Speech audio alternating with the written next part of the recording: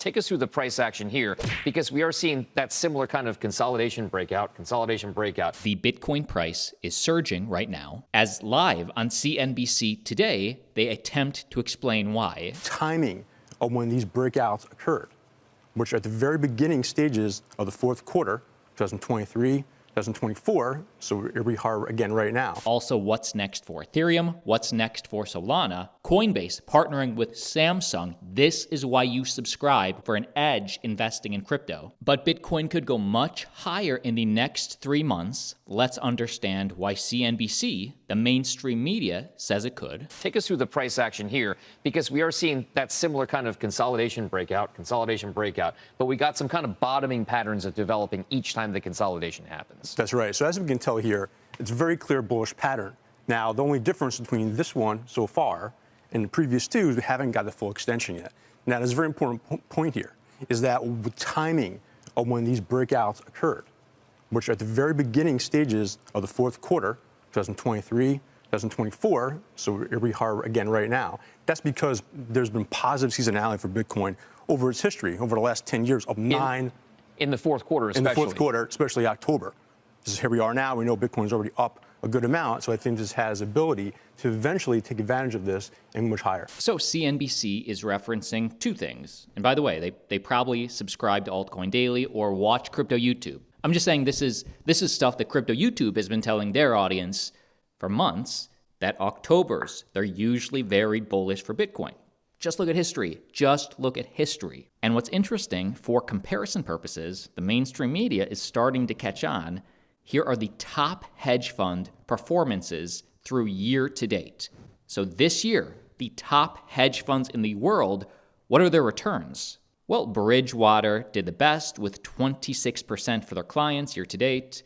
We have some 15%. We have a lot of 9 to 13% returns. Of course, the hedge fund is going to take their cut. They take 3%, I believe. If you would have just put your money in the stock market, the S&P year to date, you would have got 14% returns. And if you just put your money in Bitcoin, 32% returns. And really, that's what the mainstream media, CNBC, didn't say, but they did show, oh, Bitcoin, especially this year and in 2024, really when it got regulated, we see these periods of explosion, then consolidation. Explosion, consolidation. Explosion. Consolidation breakout. But we got some kind of bottoming patterns of developing each time the consolidation happens. That's right. We're right now consolidating. We're waiting to see that end of the year explosion. And past performance absolutely does not guarantee future performance. But you have to ask yourself, is Bitcoin getting less relevant or more relevant?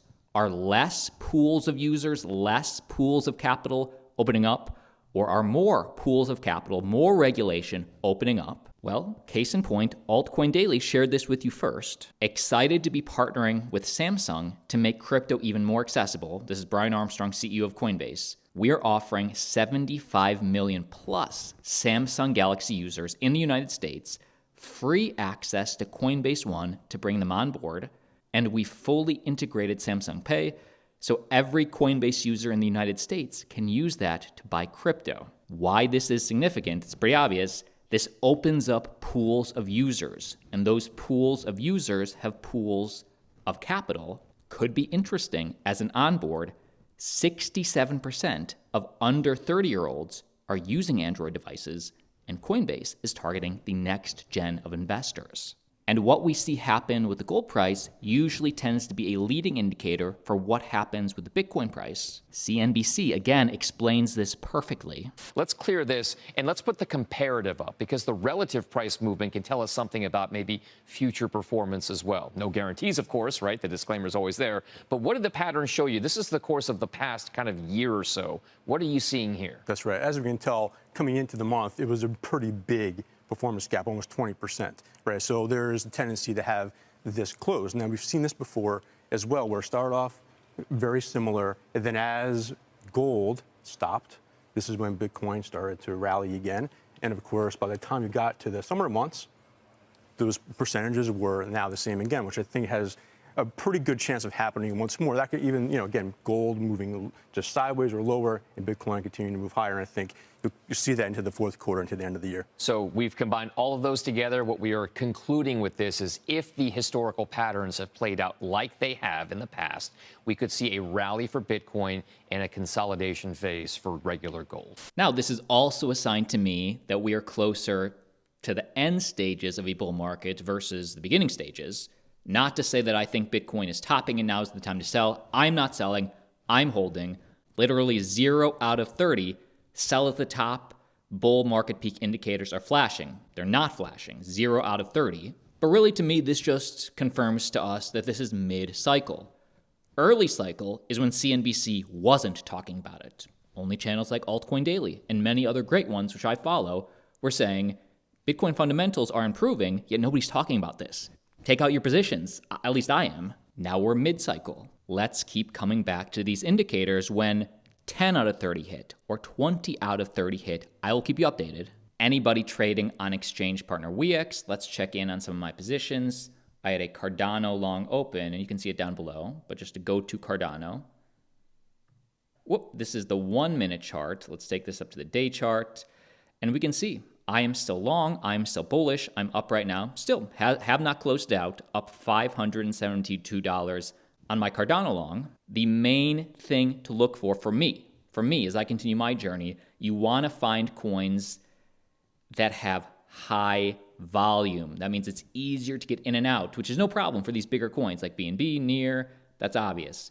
If you're shorting meme coins, if you're longing meme coins, whatever you want to do, just be sure to find the ones with high volume in the millions versus the one in the hundreds of thousands of volume. Very illiquid, very hard to get in and out. I will put 2 links down below if you want to follow along, take advantage. These are limited time bonuses. And what's next for Ethereum? Well, tokenizing financial assets, real world assets. The tokenization of global assets is estimated to be a $16 trillion business opportunity by 2030. Right now, it's looking like Uber won't be the only blockchain, but Uber is taking advantage, taking a lot of that market share. This is a new clip from Tom Lee, so watch to the end. We're starting with tokenizing the dollar, and then Wall Street is going to tokenize equities. Ethereum is in a super cycle because of that. Ethereum, to me, is the new Wall Street. In 1971, the dollar went off the gold standard. Okay. Now, everyone thought in 1971 the play was gold. But actually, in 1971, the dollar became synthetic. It no longer was backed by anything. And that's when Wall Street stepped in and said, okay, we got to make sure that the euro, the German franc or whatever, German mark or the French franc doesn't become dominant. So Wall Street built products to make sure everyone used a synthetic dollar. Wall Street was the big play in 1971. In 2025, we're making everything synthetic. We're starting with tokenizing the dollar, and then, as you know, Wall Street's going to tokenize equities and everything I just listed. Massive opportunity. Ethereum is in a super cycle because of that. And we also understand that many people are starting to realize Solana may be the next Ethereum. Solana has dominated spot trading on DEXs for 11 consecutive months, surpassing Ethereum. So DEX volume, meaning the amount of people trading, people are choosing Solana versus ETH, although both are on top. Both are 1 and 2. And I thought this was very interesting on why Solana, from friend of the channel, Anthony Scaramucci. I believe Solana in 5 years, we're going to be looking back and saying, whoa, Solana has the largest market share of all these layer ones.